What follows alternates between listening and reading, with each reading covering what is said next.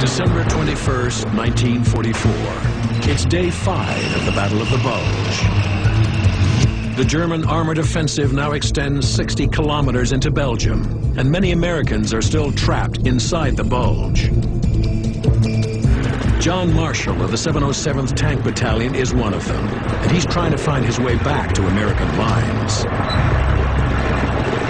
As we go down in the lane, we could see a crowd surrendering.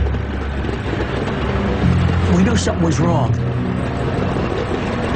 And there is the 2 officers, and they jump up with the Panzer Force. Panzerfaust. It means tank fist, and it's one of the deadliest anti-tank weapons on the battlefield. It fires a 140-millimeter rocket at ranges of up to 60 meters and can penetrate 200 millimeters of armor, unleashing a devastating explosion inside. And they fire at us. It missed. It missed the tank. I didn't need any orders or anything like that. Your own sense, I just pressed the old solenoid to machine gun the hell out of him. And I heard a sickening clack. I said, Spencer, the .30 caliber is jammed. And this time they were just starting to get up. He says, 75 millimeters loaded, and all you have to do is just turn your heel and press that solenoid. And I let that solenoid go in. I hit right into them. And the odd part of it is, the kid was still standing with his hands in the air, and he was holding his stubs up. So anyway, we went on.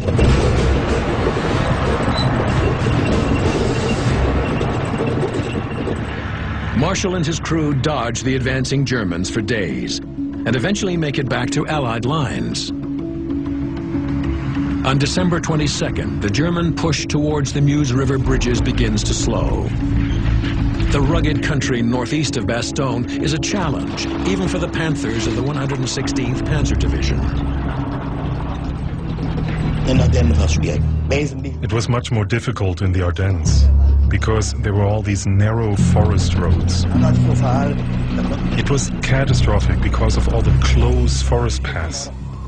Our tanks couldn't maneuver.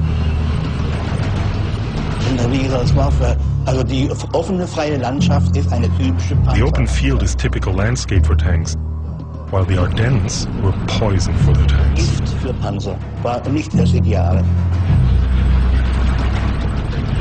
This is where our Panther tank was hit.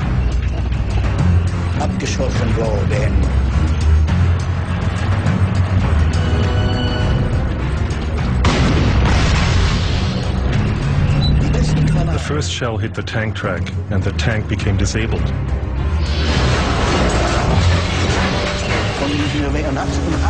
And if the one track keeps moving, the tank turns in a circle. It turned until it was standing at an angle with its corner facing the anti-tank gun. We had no idea that the Americans were firing phosphorus grenades. You can't really bring a tank down with phosphorus grenades. They just got lucky on the first shot that they hit and disabled our track.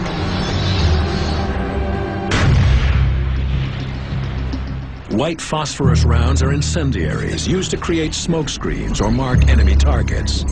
They burn fiercely, but have little effect against the heavy armor on a Panther tank, unless they ignite exposed ammunition or fuel. And there is an order that all German tank troops know. You can only get out of the tank when it is on fire. Not allowed to get off before that. Only when the tank is on fire. Most of the wounds suffered inside a tank are burns because of the fuel tank. If it gets hit full on, the tank catches fire immediately. And then there's only one thing you can do. Get out as fast as you can. We sat inside the tank and counted 22 hits on our tank.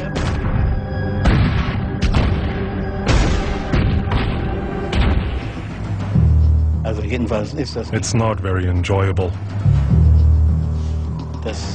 The only feeling you have is, am I going to survive this? Finally, the 22nd hit went into the hull of the tank where the fuel canisters were. When the fuel tank got hit, that's when it caught fire, and we were allowed to get out.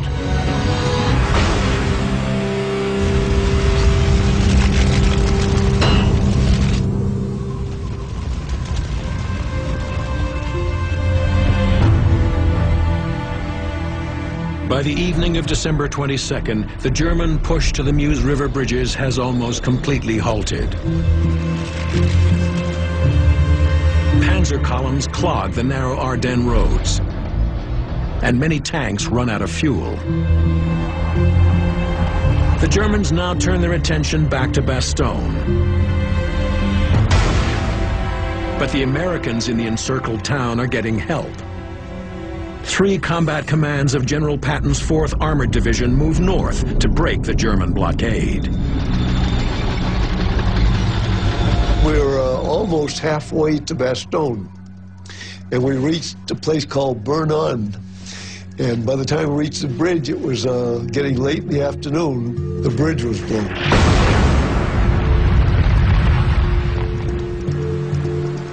The river was cold, raging. In no way could the tanks ford them, so we had to stop and put in a bridge. Now our tanks were firing at the enemy across the river, and they was firing at us. So once we felt it was safe enough, the engineers came in and we put in the bridge, mostly under the cover of darkness.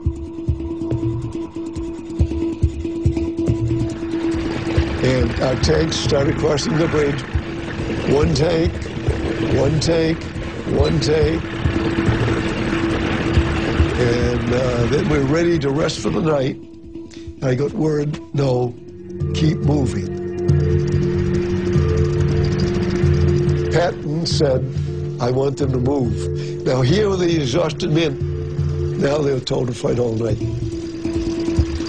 And finally, at about first light, we reached the outskirts of Chaumont.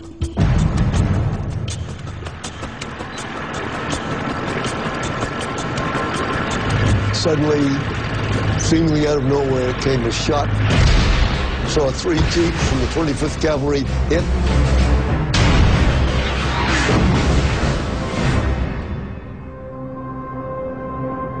I immediately stopped my force. They must be down there in strength. I think I've got to have a planned operation. It's a pincer maneuver that splits his force into 3 units. The tanks of C Company will attack from the west, while A Company attacks from the ridge east of the village. With his flanks protected, Erzik will drive his B Company down the main road and right into the center of Chaumont. Now, if I were at Fort Knox, Kentucky, taking a tactics course, I probably would have gotten an A for my plan. But as you know, in combat, there are imponderables of the battlefield. C Company reports to me that 5 of his tanks, its first platoon, was completely bogged down. This ground was supposed to be frozen, so right away I knew C Company was of no help. So B Company started to advance down the town. We were hitting resistance, but it was not major resistance. The 10th Armored Infantry was working with us. As we got down into town, they would go into the buildings, around the buildings where the German soldiers were.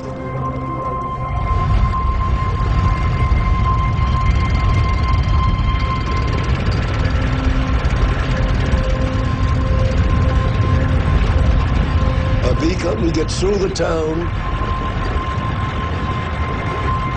and at that point, the heavens open up and all hell breaks loose.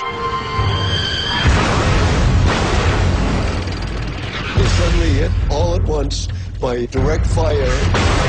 Now it's a matter of survival. Urzik and his men have driven into an ambush and now face the most lethal tank killer in the German arsenal. A massive self-propelled gun called the Jag Tiger.